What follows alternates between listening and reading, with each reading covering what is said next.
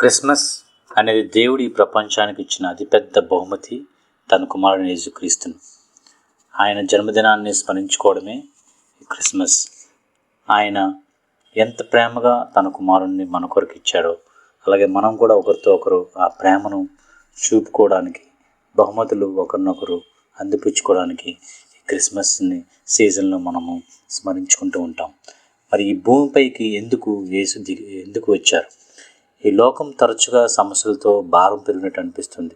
అసహనము, శాంతి లేకుండా, భయము, ఆందోళన, చింత మన హృదయాలను కలతపెట్టే ఆలోచనతో బాధపడుతున్నప్పుడు అది డబ్బు లేక వస్తువులు లేక మన సక్సెస్, విజయము, ఆ ఆనందాన్ని మనం పొందుకోలేము. అవి ఒకవేళ పొందుకున్నా అవి కేవలము తాత్కాలికము లేక టెంపరీ మాత్రమే.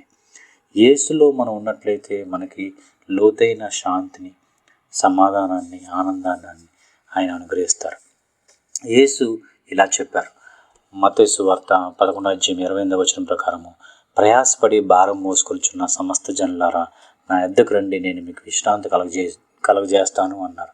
ఆయన మనకు ప్రేమించడానికి, క్షమించడానికి, ఇతరులతో మనము సామరస్యత్వంగా లేక సమాధానంగా జీవించడానికి మనకి ఆయన ఆ శక్తిని, బలము ఇస్తానని చెప్పారు.